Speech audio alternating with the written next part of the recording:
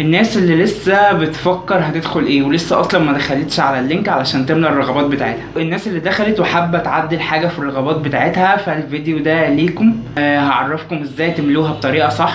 كلكم رحتوا المدرسه جبتوا الشهاده واخدتوا الرقم السري اللي هو المطلوب ان انتوا تدخلوه على اللينك، وعرفتوا ان هم 75 رغبه. ده بالنسبه للمرحله الاولى. تمام.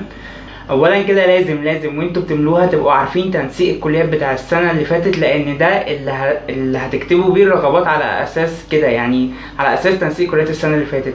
الفرق هيبقى درجه او نص درجه لو هيقل عن السنه اللي فاتت. ما ينفعش مثلا يبقى مجموعك 60 او 70% وتحط سياسه واقتصاد او طب رغبه اولى. يعني عايزين نبقى منطقيين شويه واحنا بنكتب الرغبات. يعني لو في فرق ما بين مجموعي والكلية اللي انا عايز احطها رغبة اولى فرق كبير، يعني مثلا 10%، ما ينفعش تحط الكلية دي وتستبعدها اصلا. لو الفرق ما بينها وما بين مجموعة كبير كده.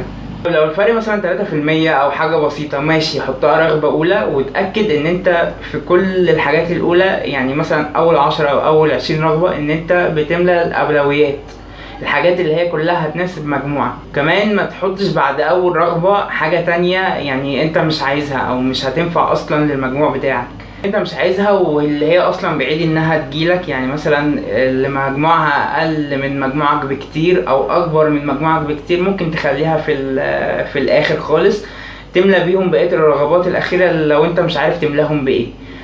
بس تبقى متأكد انه مستبعد ان اي واحدة منهم ممكن تجيلك. اول رغبة هتنفع مع مجموعك هي دي اللي انت هتدخلها حتى لو كانت الرغبة رقم 10.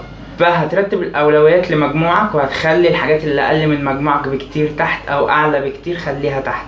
بعدين لو في كلية انا متأكد ان مجموعي هيجيبها بس شاكك اذا كنت هدخلها انتظام او انتساب، لان ممكن مجموعي ما يجيبهاش انتظام. فهعمل ايه؟ يعني مثلا خلينا نقول ان انا عايز حقوق القاهرة، فهكتب حقوق القاهرة وبعد حقوق القاهرة على طول انتساب موجه حقوق القاهرة.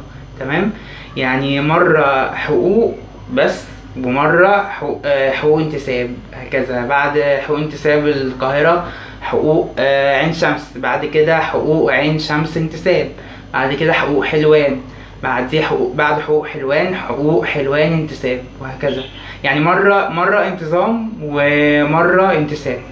طبعا لو في حاجة عايزة تتعدل تقدر تخش تعدلها في اي وقت، بس لازم تعدل قبل الميعاد اللي هما هيقفلوا فيه الموقع بتاع الرغبات للمرحلة بتاعتك. يعني ما ينفعش يبقى فاضل نص ساعة وانت داخل لسه بتعدل في الرغبات.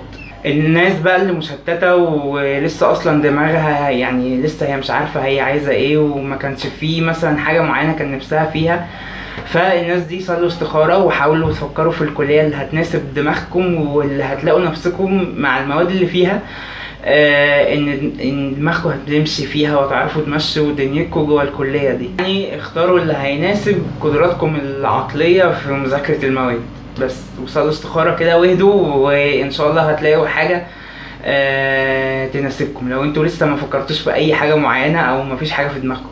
وبس كده. تابعوا الفيديوهات اللي جايه، والناس اللي هتدخل تجاره انجليش حلوان لازم تشتركوا في القناه عشان هساعدكم في حاجات كتير وهختصر عليكم اخطاء كتير انا وقعت فيها لما دخلت الكليه. فلازم تبقوا متابعين كل الفيديوهات اللي جايه ان شاء الله عشان مفيش اي حاجه من الاخطاء اللي وقعت فيها تتكرر معاكم. وهسيب لكم لينك قناه التليجرام في اول كومنت، وهسيبها كمان في الديسكريبشن بوكس.